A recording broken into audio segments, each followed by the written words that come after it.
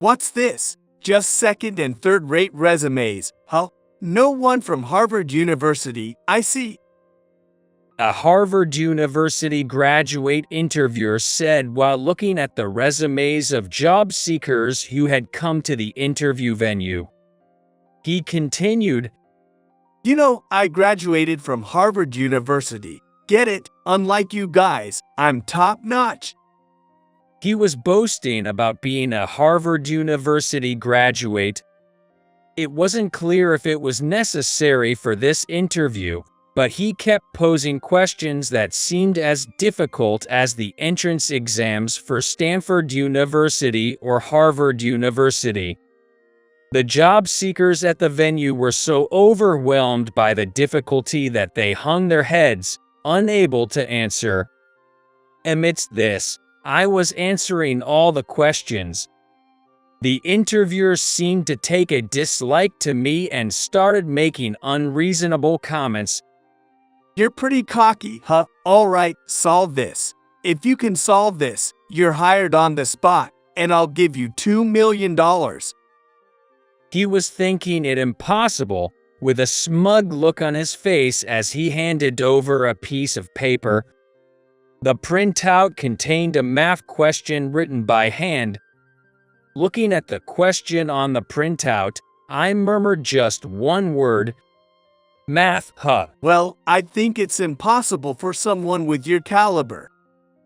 He probably wanted to say that there's no way I could beat him, a Harvard University graduate, but looking at the question in front of me, I confidently responded, You better get that $2 million ready now. The interviewer didn't yet understand the meaning of my confident words, and an unexpected fate awaited him. My name is Michael Johnson. I've grown up in an ordinary family, just an average person. Average in sports, average in studies.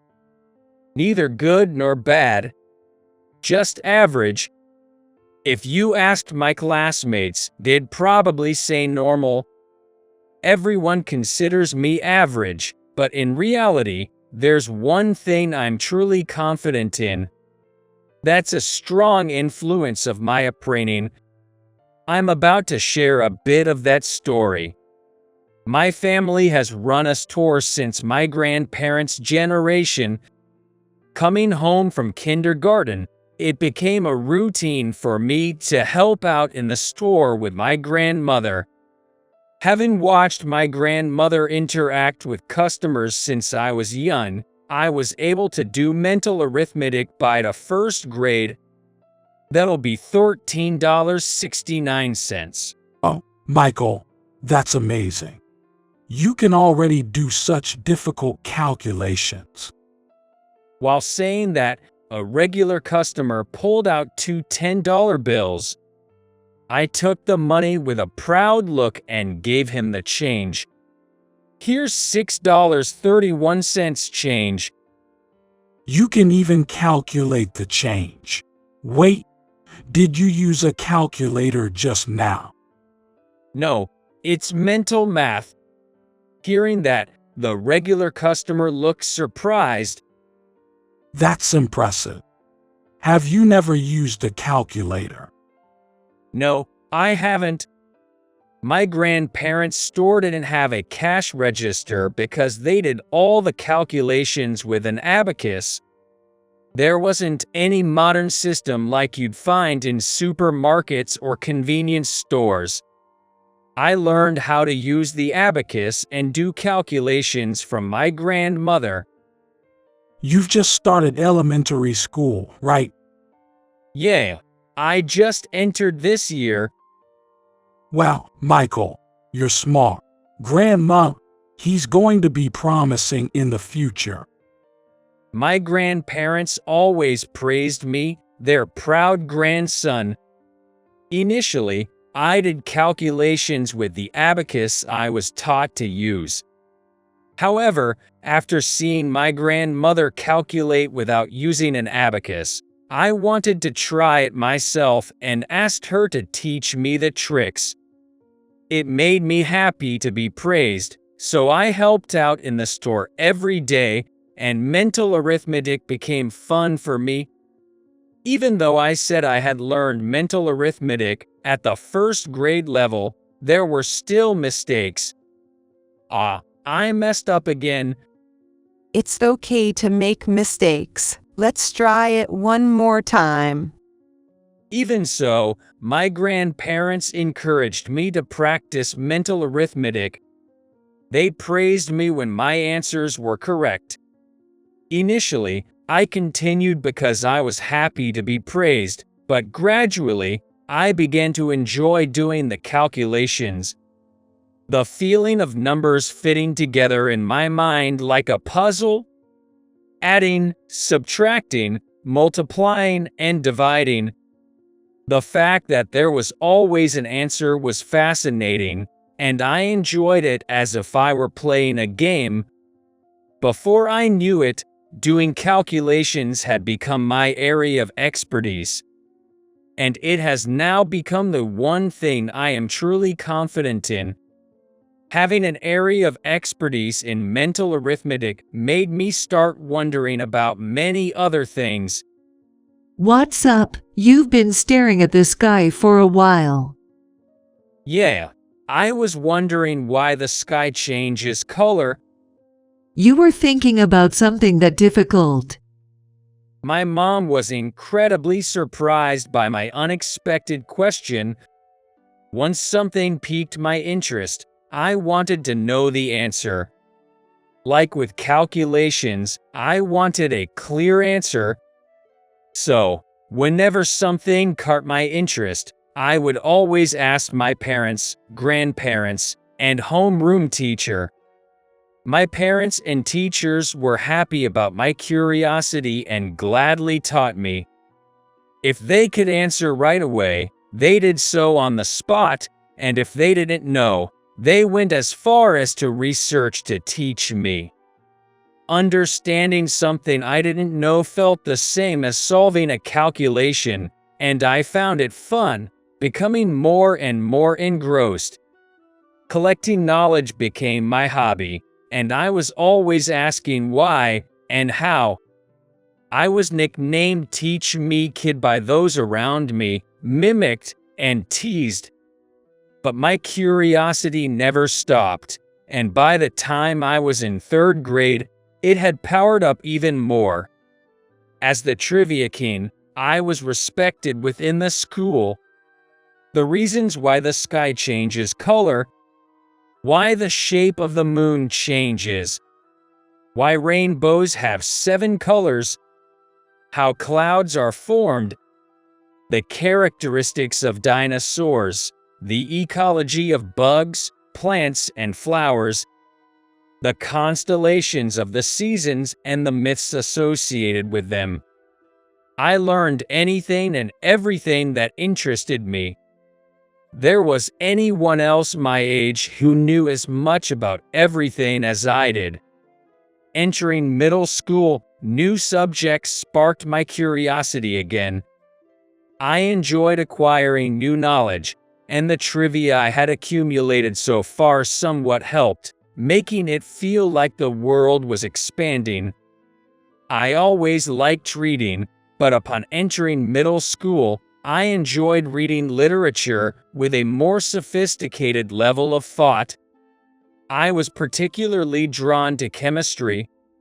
The properties of substances, the concept of atoms, and scientific reactions in experiments were all fascinating. German was challenging at first. However, once I started reading novels in German, I naturally became able to read and write. The different grammar from English sparked my interest again. Although I hadn't delved deep into it during elementary school, learning more about history was also fun. Looking back at history, I could see how America came to be operated under its current system. The background of America's economic development, its connections with other countries, and the global influence America has. Unable to contain my curiosity, I read history books beyond the textbooks to study. Having been skilled at mental arithmetic, I was instantly captivated by mathematics when I encountered it. Mathematics is truly simple. There's always an answer. Even if the answer can't be divided evenly, it means there is an answer that can't be divided evenly. In other words, it doesn't end ambiguously. Regarding proof problems, the beauty of proving correctness appealed to me. Until now, I found joy in arriving at answers, using formulas to do so. And I thought the process of arriving at those answers was beautiful. The more problems I solved, the more I got engrossed in finding out which formulas would lead to elegant proofs. During my fun middle school days, I continued to help out at my grandparents' store as always. With my quick and error-free mental arithmetic, my grandparents came to rely on me confidently to manage the store. Studying mathematics at school and practicing mental arithmetic at my grandparents' store. Thanks to this lifestyle, my calculation skills had surpassed the middle school level. In my freshman year of high school, the math teacher, who was in charge, had to be hospitalized for a year due to illness. The temporary math teacher who came was a man named Kevin Martin. He appeared older due to his prematurely white hair but was a young 23-year-old teacher. His passion for mathematics was unmistakably evident. Because he loved it, his teaching was not mechanical, making it very understandable and fun. High school classes, you have to use the formulas being taught to get the correct answers. Well, it's the most efficient way to solve problems. But I think it's also okay if you can find the answer taking a longer route. Maybe I can talk to Mr. Martin easily.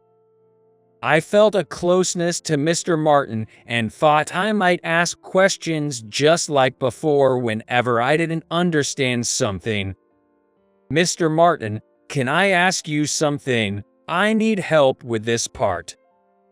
Where is it? Oh, really? This is amazing. Mr. Martin was surprised at the question I brought, perhaps because it was unexpectedly challenging. And for good reason. The question I brought wasn't from the textbook used in class or a reference book for freshmen. If it were at the freshman level, I wouldn't need to ask the teacher. I had already advanced my studies to the level that high school seniors study for entrance exams.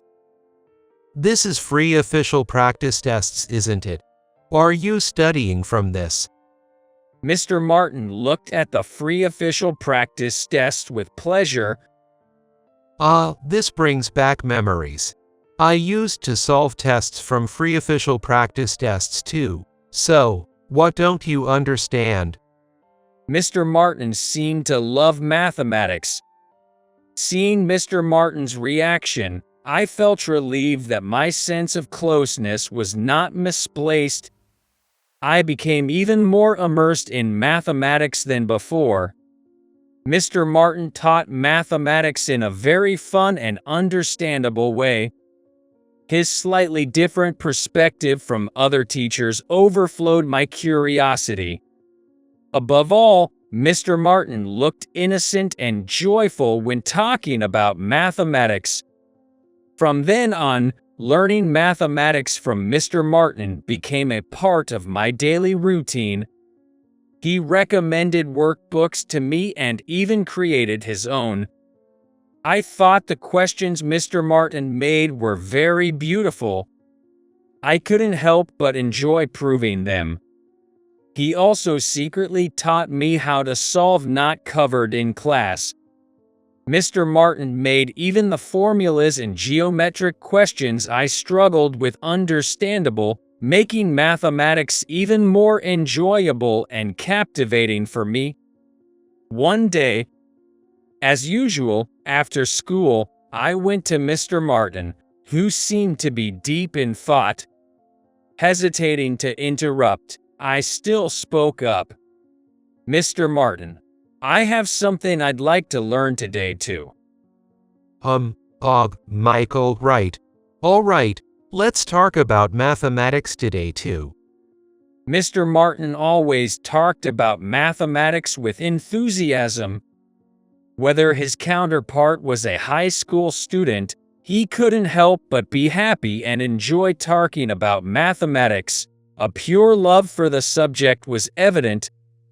Spending time talking about mathematics with the teacher after school became indispensable for me, and Mr. Martin and I transcended the teacher-student relationship to become comrades who loved mathematics. "You really love mathematics, don't you, Mr. Martin?" That's the same for you, isn't it? Oh, yes. I have a favor to ask of you today. As he said so, Mr. Martin took out a piece of copy paper and began writing on it with practiced ease. When he finished writing, he handed it to me. Here, this is my request to you. I was surprised when I saw his request. What was written there was not a math question. Create an original math workbook by Michael Johnson and surpass the math teacher, Kevin Martin. What is this? I was so surprised at the unexpected request that I was speechless. Ignoring my reaction, the teacher continued, Michael, you've solved enough questions already. In terms of solving them, you're at the college level. That's why I want you to go beyond that. From being the solver, why not try becoming the creator of problems? I'm sure you'll find the world of mathematics expanding even more. Becoming the creator, the world expanding. Exactly. I can't let your talent go to waste. I want it to blossom. The world seen from the perspective of solving is different from that of creating. Of course, the world that becomes visible is different too. Mr. Martin was passionately explaining, I believe you, of all people, will surely discover the hidden fascinations of mathematics. Mr. Martin trusts me that much. I wanted to respond to his trust, and I also wanted to see the fascinations of mathematics that I hadn't seen yet. Thank you. I'll give it a try. All right. It won't be easy, but give it a go. I'm waiting for the questions you create, Michael. After returning home, I immediately started on the homework, but it was harder than I thought. If it were about creating exercises for use in class, I could do it right away. However, the assignment this time was to create an ultra-difficult one that even Mr. Martin couldn't solve. Yet, despite finding it difficult, I also found it enjoyable. I became so engrossed in the homework that I went to school sleep-deprived. And after school, I hurriedly went to Mr. Martin. Mr. Martin, I made it. What do you think? Mr. Martin took the sheet from me and checked it. However, he solved it quite easily. I thought so. You solved it. After my words, Mr. Martin said, It's very well made.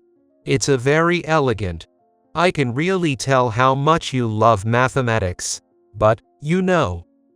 Mr. Martin looked a bit disappointed as he looked at my question. But, what is it? You focused on making the question beautiful, and neglected its difficulty. Ah, exactly. He hit the nail on the head. Indeed, halfway through, I stopped considering the difficulty level, thinking that if I were to create a question, it should be beautiful. Seeing me looking down, somewhat disappointed and sad, Mr. Martin said, However, to be able to create this much from the start is quite something. Next time, bring me a work you're confident in. I'm looking forward to Michael's challenge. Yes, next time, I'll definitely impress you, Mr. Martin. Good. That's the spirit. I started creating again as soon as I got home. I was glad that Mr. Martin had expectations of me, and I think I began to feel the joy of creating exercises. However, I didn't want to make a question that was just difficult, beautiful and difficult. I worked on creating such every single day, and finally, it was completed. This has to be it. Full of confidence, I went to show it to Mr. Martin. Mr. Martin took a bit longer to solve it than the first one I presented. I thought that the fact he took some time to solve it meant it was a better question than the last one. However, Mr. Martin gave me a strict assessment. Yes, it's a difficult one. It made me think a bit. You did well, but take another look at this. Saying that, he showed me my question. Did you notice anything? I realized what he meant. It's not beautiful. I mean, it's messy. Right, it can't be called beautiful. You were too focused on increasing its difficulty, weren't you? Unfortunately, I can't give a passing mark for this. A question that would impress Mr. Martin was not easy to create. It wasn't enough for it to be just difficult. It also had to be beautiful. The quality of beauty and difficulty had to be maintained to create a question that was truly mine. I continued creating tirelessly, and before I knew it, 3 months had passed. Creating questions is this difficult, ho? I was experiencing what Mr. Martin meant by the perspective of creating. Surely, not just anyone could do this, but he believed I could. To live up to that belief, I couldn't give up. And on the 35th attempt, this is it. I created a math question that felt right. I confidently went to show it him. Mr. Martin, I did it. He silently took the question I confidently handed him and began to solve it. As usual, he was swiftly solving. I watched intently as his pen danced across the paper. Then suddenly, Mr. Martin's dancing pen stopped. Oh, Michael, this is incredible. Incredible. What is it? Ha ha ha. I'm stumped. I can't solve this. It's insolvable for me. You did it. Excellent job. He was not frustrated that he couldn't solve it. He was delighted by it. I managed to create that even the Mr. Martin couldn't solve. Realizing what had happened, I jumped for joy with him. Yes, mission cleared. This is fantastic. No matter from which angle you approach it, the solution doesn't reveal itself. It's difficult yet simple and beautiful. Is there really such a question? You've created something even better than I imagined. It's frustrating, but I'm even more pleased. Well done, Michael. It's all thanks to you, Mr. Martin. If you hadn't suggested it, I would never have thought to create a math question. Mr. Martin and I fist bumped in a victorious pose. At this moment, Mr. Martin and I truly transcended the teacher-student relationship, becoming comrades who loved mathematics. The time and experiences shared with him gave me even more confidence. That much was certain. During the summer break of my freshman year in high school, Mr. Martin called me. "Mr. Martin, what's up?" Sorry to bother you. I wanted to tell you as soon as possible. He began with a slightly sad look. Apparently, Mr. Smith, who had been on medical leave, was returning to school earlier than expected. As a result, Mr. Martin would not be returning to school for the second term. It's really sad to leave without saying goodbye to everyone. At least I wanted to tell you personally.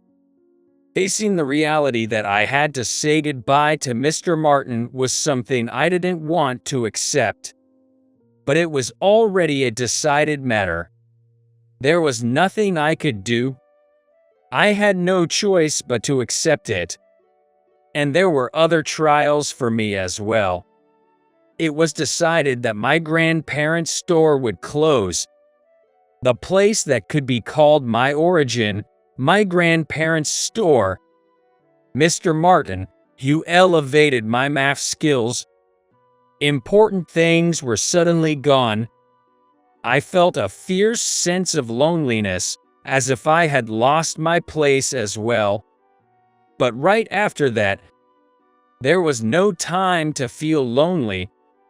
First, both my grandparents began showing symptoms of dementia.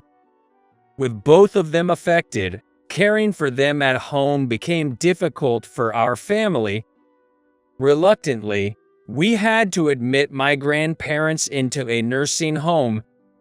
After settling my grandparents into the facility and finally catching a breath, my father collapsed.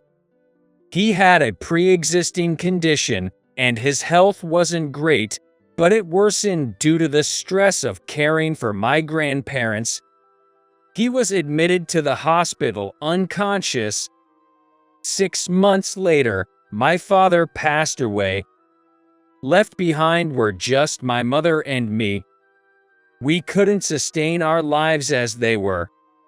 We sold the building and land we used as our home and store.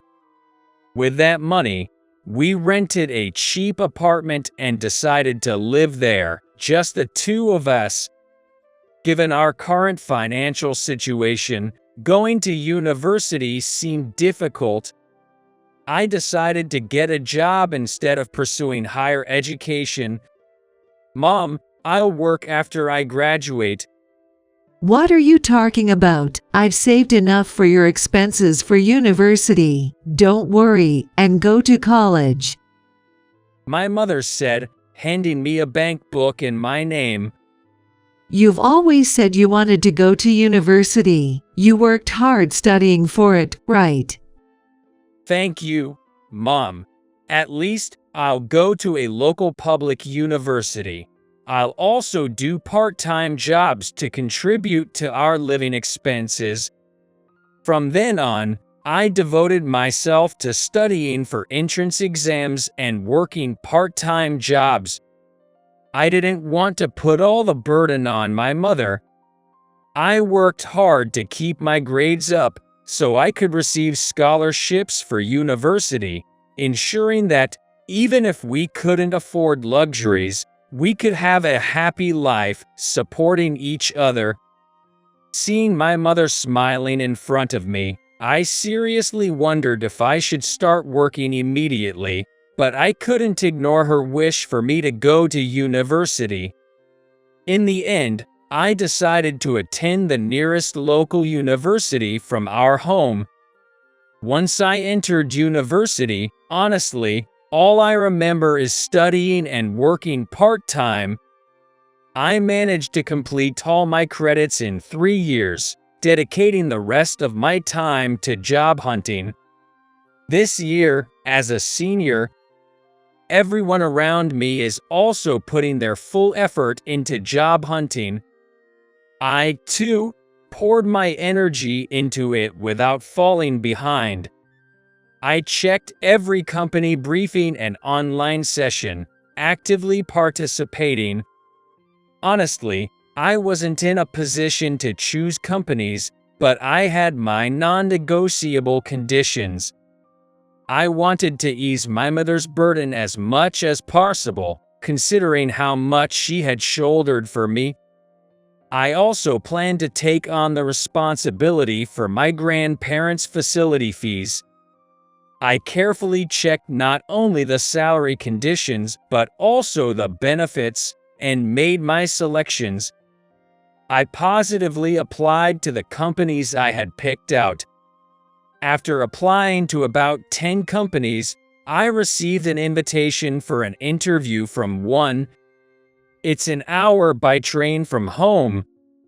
Remote work was an option if desired. It's a newly established IT company, but it offers internships. Thinking it was a pretty good offer, I decided to go for the interview anyway. Well, Mom, I'm off to the interview. Okay, take care. Bye now. I psyched myself up one last time while looking in the hallway mirror. Let's do this.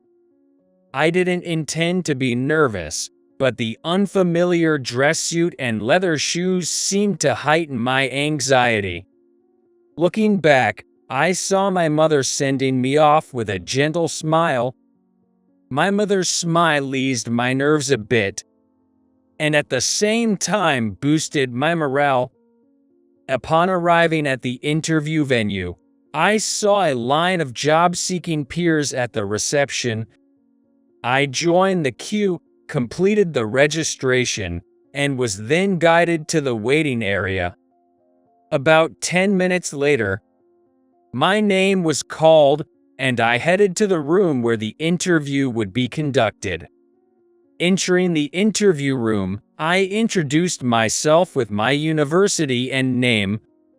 Although I thought I was accustomed to interviews from my part-time job experiences, I froze for a moment in the unfamiliar, tense atmosphere of the room. The interviewers were a man and a woman.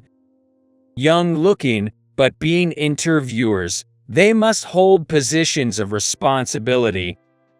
Especially the man, who looked at me as if appraising me with a scrutinizing gaze. The female interviewer prompted me to sit with a please, to which I responded with a thank you and bowed slightly before sitting down. As soon as I sat down, the male interviewer started talking. Today, I'll be conducting the interview. I'm Miller. He introduced himself quickly. His fast-paced speaking caught my attention, but my nervousness was more overwhelming. The female interviewer also introduced herself, and all of us job seekers greeted in unison. Pleased to meet you. After the greetings, I handed my resume to the interviewers. The interviewer, Mr. Miller, was carefully examining each page of the resume. My nervousness increased even more. What's this? Just a bunch of second and third-rate stuff. Nothing impressive. It was Mr. Miller's first comment after reading through the resumes. His unexpected remark shocked all the job seekers, leaving us speechless. The female interviewer beside him frowned and sighed in disapproval. The atmosphere in the interview room went completely silent. However, Mr. Miller continued unabated. You know, I graduated from Harvard University. Get it? Unlike you guys, I'm from a top-tier university. I was hoping there would be someone else from such here, but no one, huh? Apparently, Mr. Miller was the type to boast about academic backgrounds. Then, Mr. Miller started asking questions. So, Mr. Michael, here's a question for you. Yes, please go ahead. How many prime numbers are there between 1 and 100? I was surprised by the question. What does this have to do with a job interview? I had expected questions about self-introduction, self-promotion, or motivation for applying. Can't answer. I guess that's to be expected from a second-tier university student. Mr. Miller seemed to think I couldn't answer because I was silent. 2, 3, 5, 7, 11, 13, 17, 19, 23, 29, 31, 37, 41, 43, 47, 53, 59, 61, 67, 71, 73, 79, 83, 89, 97. There are 25 in total. I guess you could answer that after all. Mr. Miller, seemingly eager to maintain his superiority, threw another question at me. Next question then. Deborah Reed was the wife of Benjamin Franklin. But do you know the name of her another husband?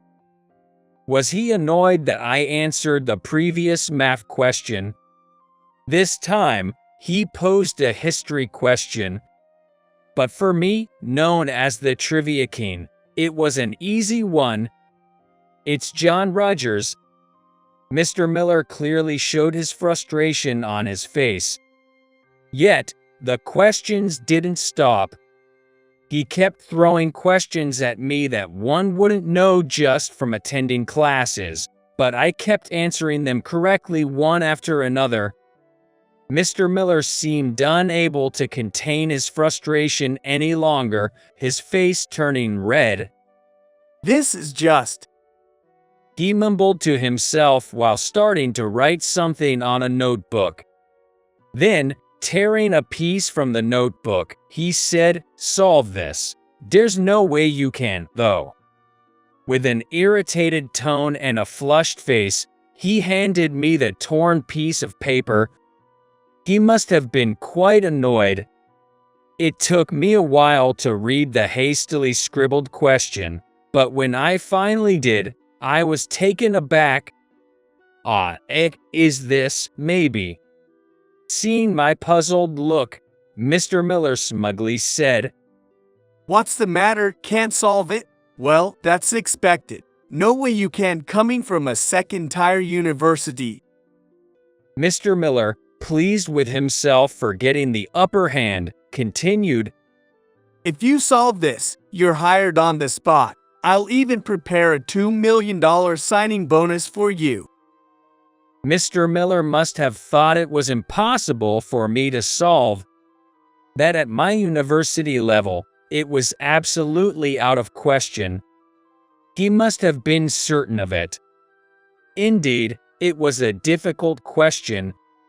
Most people seeing it for the first time wouldn't be able to solve it. However, I knew this question. Mr. Miller, please don't go back on your word about the immediate hiring. Oh, and you might want to start preparing the $2 million right now. Mr. Miller, thinking I was just bluffing, didn't take me seriously. But I finished answering in a minute and returned the paper to Mr. Miller. He was surprised at both my confidence and the speed of my response, and even more so upon seeing my answer. What? How did you? Is my answer correct? My words seemed to bring back his frustration. You just guessed, right? There's no way that's correct. Do you know the answer to this question? What are you talking about? I don't know where you found this, but I created it when I was in high school. There's no way I wouldn't know the answer. Where did you learn about this, Mr. Miller? Only my mentor and I should know about it. I said while looking over the question. Let me ask again. When did you learn about this? Mr. Miller, biting his lip, remained silent and looked down. Suddenly, the door to the room opened, and a man walked in. The moment I saw him, I was filled with nostalgia and joy. What, Mr. Martin? Is that you, really? President, Why are you here? It was Mr. Martin, my high school math mentor and fellow math enthusiast. I had researched the company's website before the interview, and the president's name was listed differently. But Mr. Miller called Mr. Martin the president. I was shocked and speechless. Michael, it's been a while. It's been a long time. I had no idea Mr. Martin was the president. It turned out, after his stint as a temporary high school teacher, Mr. Martin joined the company through mid-career recruitment. With his brilliant mind, Mr. Martin made a significant impact at the company and was appointed president this spring. It had just been a short while since his inauguration, so the website still listed the previous president. That made sense. So that's why Mr. Miller knew about that math problem. By the way, Mr. Miller, I wanted to ask, was it necessary for our company's interview to include math and history trivia? Number that is. I don't recall writing anything like that in the interview manual I created. Can you explain why you decided to ignore the manual? Well, I thought it would be a good way to gauge if someone is truly talented. I see. That's commendable, your enthusiasm as an interviewer. Thank you. However, excellence isn't determined by academic background alone. Talented individuals exist regardless of their education, like Mr. Michael here. After a pause, President Martin continued. Even if someone graduated from a prestigious university, judging abilities solely based on academic background doesn't make them excellent. You understand, Mr. Miller? Mr. Miller was left speechless by President Martin's words. He was hanging his head in silence. Sorry to interrupt the interview. Let me take a look at everyone's resumes. With that, the president reviewed all the job seekers' resumes. Everyone has impressive backgrounds. All of you here are passed for the first round. I can't promise a signing bonus, but I'd like you to take the second round as well. A few days later, I passed the first round. I received a notification for the second round. Although I was a bit puzzled by the presence of people like Mr. Miller, thinking that President Martin was in charge gave me confidence that it would be a fulfilling place to work. I smoothly advanced through the second and third rounds, finally reaching the day of the final exam, a meeting with the president. The president was Mr. Martin. I was nervous, but our conversation ended up revolving around mathematics, just like old times. Was this all right? I wondered, but soon after, I received a notification of my successful application. I successfully joined the IT company presided over by President Martin. It wasn't because I was acquainted with President Martin that I was given preferential treatment or through any connections. I followed the proper procedures and secured the job offer through my own abilities. Mr. Miller, now a senior colleague in the same department, no longer boasted about his academic background. Working together, I realized Mr. Miller was actually very competent. As seniors and juniors, we could talk easily, and I asked him why he brought up academic backgrounds. Mr. Miller mentioned that many of the younger generation have a wealth of knowledge in computers and often surpass him in skill.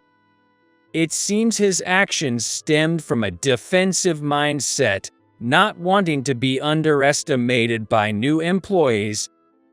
Hearing this, I found Mr. Miller somewhat endearing. He's now the senior colleague I trust the most in the company. I aim to become someone who can stand shoulder to shoulder with President Martin someday. With a reliable senior like Mr. Miller, I look forward to improving and honing my skills together